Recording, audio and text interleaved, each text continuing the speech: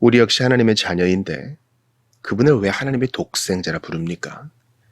왜냐하면 오직 그리스도만 본질로 하나님의 영원한 아들이시기 때문입니다. 우리는 그리스도로 말미암아 은혜로 입양된 하나님의 자녀입니다. 33은 당신은 왜 그분을 우리 주라 부릅니까? 왜냐하면 그분이 금이나 은이 아니라 그의 보혈로서 우리의 몸과 영혼을 우리의 모든 죄로부터 구속하셨고 우리를 마귀의 모든 권세에서 해방하여 주의 것으로 삼으셨기 때문입니다.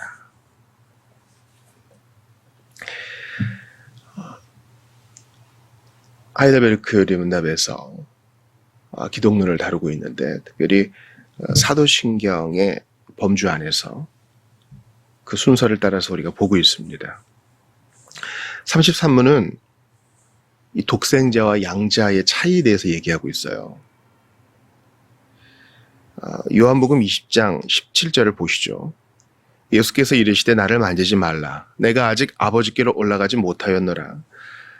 너는 내 형제들에게 가서 이르되 내가 내 아버지 곧 너희 아버지 내 하나님 곧 너희 하나님께로 올라간다 하라 하신대.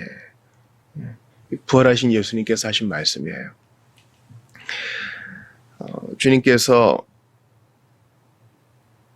내 아버지가 너희 아버지가 된다. 즉 성부께서 예수님과 우리 모두의 아버지가 되신다고 말씀하세요. 그래서 그 여인들에게 주님 말씀하시죠. 형제들에게 가서 일러라. 내가 먼저 갈릴리로 간다고. 예수께서 이 사도들을 믿는 자들을 형제라고 부르셔요. 그러나 예수님은 독생자요. 우리는 양자라는 것이 차이입니다. 요한복음 1장 12절에 보면 영접하는 자, 곧 그 이름을 믿는 자들에게는 하나님의 자녀가 되는 권세를 주셨다 했는데 이 자녀가 바로 양자를 말하는 것입니다. 여러분 양자, 입양하면 어떤 생각이 드세요? 예수님 당시에는요. 이 입양, 양자 삼는 것이 상당히 보편적이고 일반적인 일이었습니다. 로마 황제도 입양과 양자됨으로 인한 가족관계로 황제 자리를 물려주고 했잖아요. 여기서 중요한 것은 무슨 차별, 나의 몸에서 나온 소생, 친자식과의 차별을 얘기하는 것이 아니라 여기서 중요한 것은 법적 지위가 동등하다는 데 있어요. 우리나라에도 불과 100년 전만 해도 양자 삼는 일이 대단히 흔했습니다. 왜냐하면은 제사를 지낼 아들이 없을 때 양자 삼는 일이 대단히 많았어요. 친척 가운데서. 그때 그는 합법적으로 제사를 드릴 수 있는 부모님 돌아가셨을 때 그 권리를 가진 거죠. 마찬가지로 우리가 하나님의 자녀가 됐다는 말은 하나님의 양자됨으로 말미암아 주님의 나라에 주님의 가족에 입양됐다는 사실은요. 뭔가 차이와 차별을 얘기하는 것이 아니라 동등한 법적 권리를 가지고 있다는 거예요. 예수님은 독생자시죠. 이게 신학적인 표현입니다. 어르신들이나 갓 믿기 시작하신 분들은 하나님은 한 분인데 성부가 있고 성자가 있고 성령이 있다 그럴 때 이것을 이 땅에서의 언어로 이 땅에서의 이해로 품으시는 분들이 계세요. 아버지와 아들이 있으면 아버지가 더 높은 거 아닌가?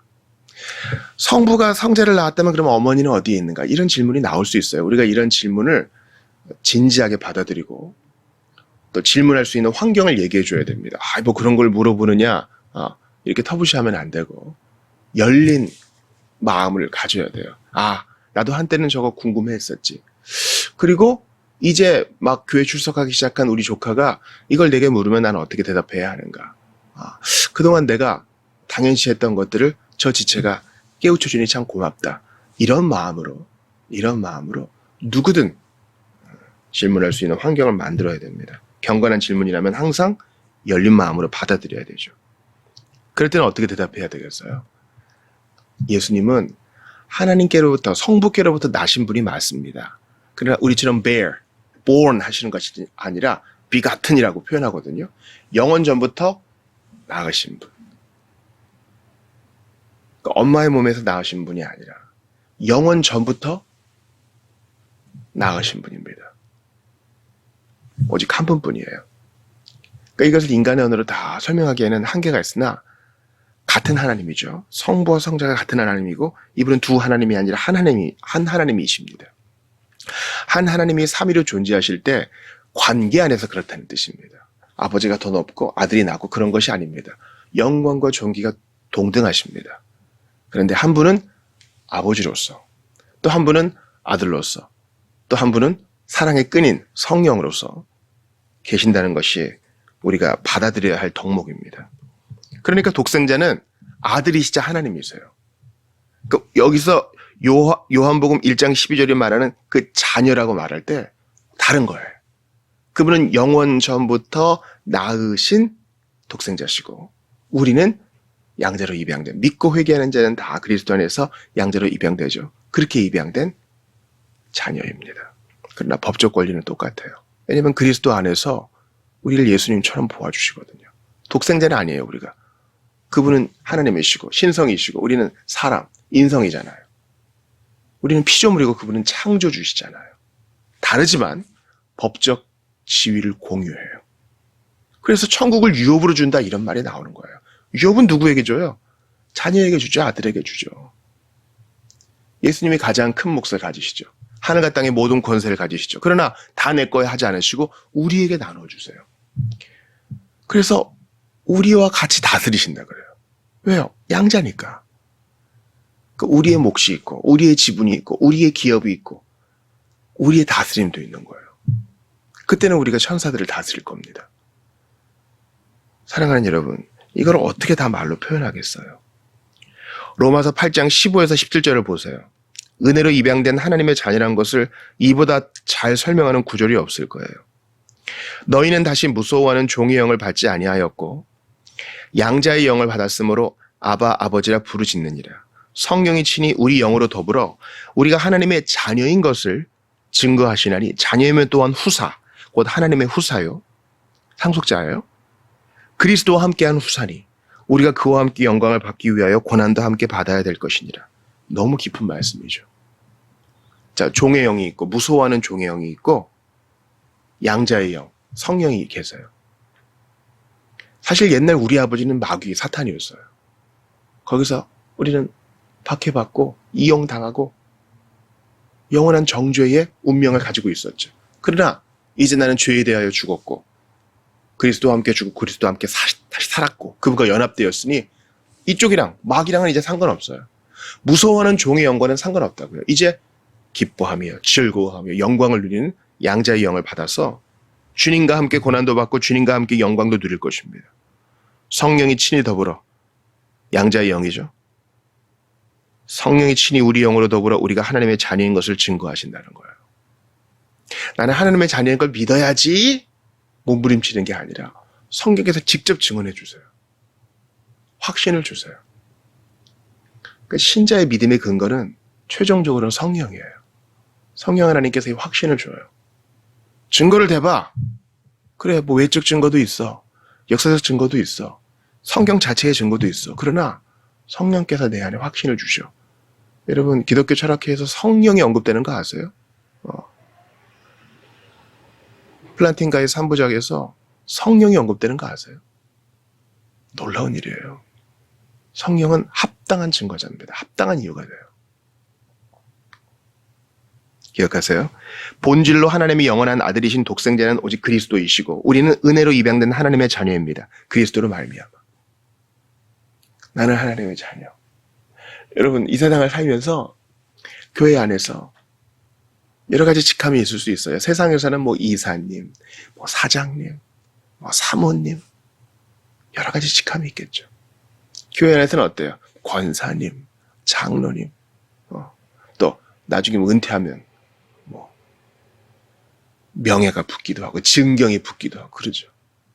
그러나 성도의 최고의 직함은 하나님의 자녀예요. 하나님의 아들과 딸이에요.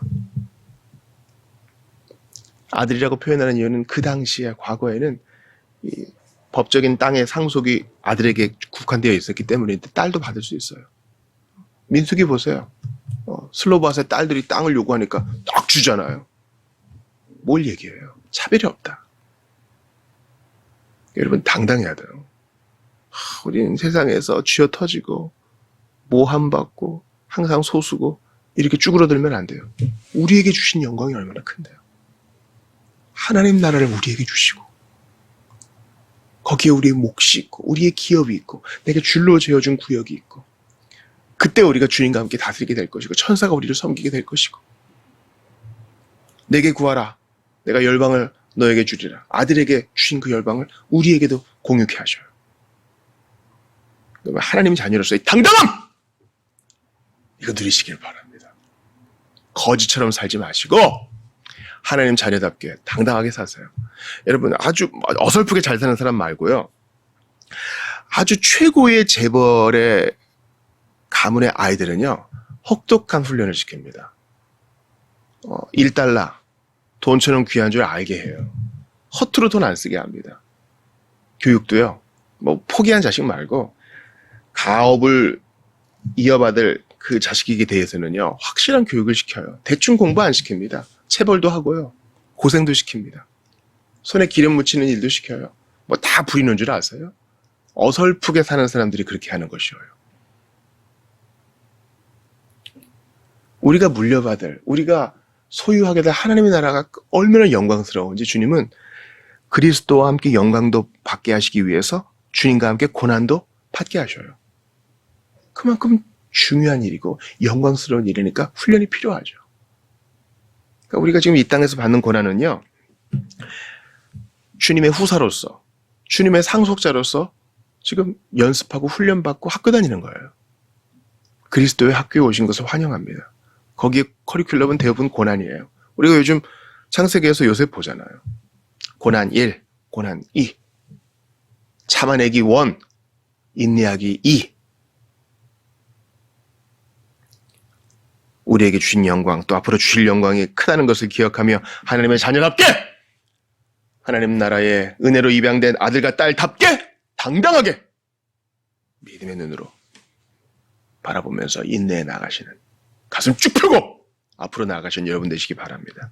33문도 당신은 왜 그분을 우리 주라 부릅니까? 왜냐하면 그분이 금이나 은이나 그의 보혈로서, 금이 아니라 그의 보혈로서 우리의 몸과 영혼을 우리의 모든 죄로부터 구속하셨고 우리를 마귀의 모든 권세에서 해방하여 주의 것으로 삼으셨기 때문입니다. 여기서 이 구속은 돈으로 샀다는 것을 의미합니다.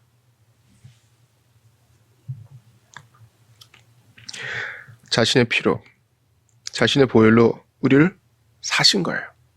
내 거야.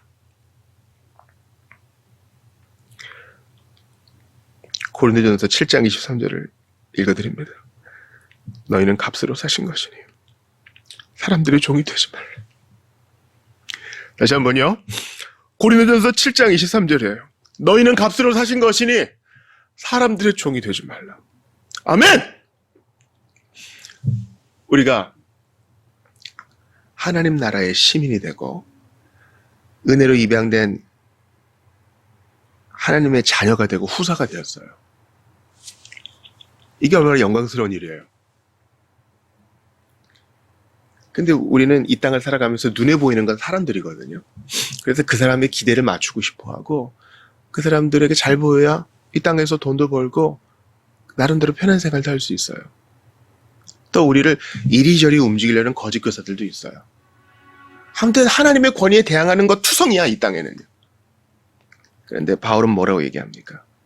너희는 금이나 은이 아닌 그보다 더 귀한 그리스도의 보혈로 구입된 산바된 존재니 이제 하나님의 자녀답게 영광스럽게 살아라.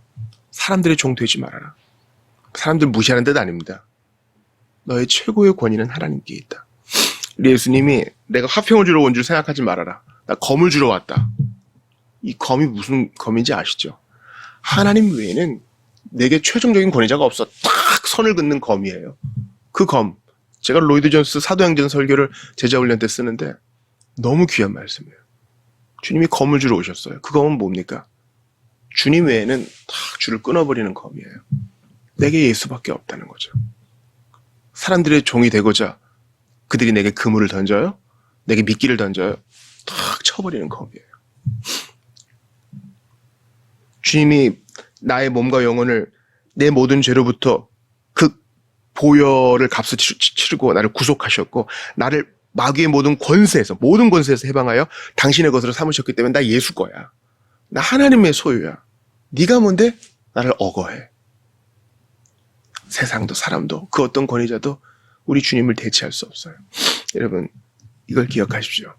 나는 예수님이 내 죄만 용서해줘도 고마울 것 같아요. 내 과거를 무효, 덮자 이렇게 해주시기만 해도 고마울 것 같아요. 나의 수조 원대 마이너스 통장을 0으로 만들어줘도 고마울 것 같아요. 그러나 주님은 거기서 안 끝나요. 오히려 용서해 줄 뿐만 아니라 왕복을 입히시고 같이 하자 하셔요.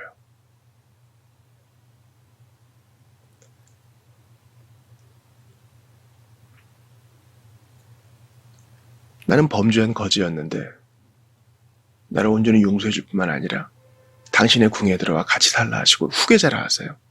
후계자라 하신다고요. 옛날에 어떤 분이 그러시더군요. 자기가 너무나 힘들게 살 때 자기 아버지가 이렇게 강화도에 자기를 데려갔답니다. 그러더니 넓은 땅을 보여주면서 이게 다 네 거다 그러시더래요. 자기가 큰 실패를 겪고 있을 때 그런 얘기를 들으니까 힘이 나더랍니다. 자기가 그 상속자라는 걸 알게 되니까. 사랑하는 여러분, 우리 주님이 우리가 기도하고 주님께 매달릴 때마다 천국의 전경을 보여주시고 믿음으로 그 나라를 보게 하시고 우리가 받을 영광스러움을 보게 하시고 그러면서 이거 다 네 거다 하셔요. 그러니 어떻게 이 세상에 작은 초라한 일에 우리가 매이겠습니까? 사람들의 종이 되지 말고 예수님 짜리답게 예수님의 보혈 짜리답게 당당하게 믿음으로 가슴 피고 살아가시는 여러분 되시기 바랍니다. 일할 수 없는 밤이 곧 옵니다. 그때는 우리가 영광의 땅에 가겠죠. 그때까지 우리가 뭐 해야 된다고요? 잘 훈련받고 이 몸으로 주님께 영광 돌리고 한 사람이라도 건져내고 주님의 복음을 찬양하고 그 영광을 기뻐하고 살아가는 거예요. 그리스도께서 나가신 것을 위해서 아낌없이 피를 흘려주셨으니 사람들이 종이 되지 말고 마귀에게 더 이상 끌려다니지 말고 두려워하는 종의 영 우리를 계속 꼬이거든요. 상대하지 말고 믿음으로만 그 영광 따라가는 여러분 되시기를 주의 이름으로 축원합니다. 아멘.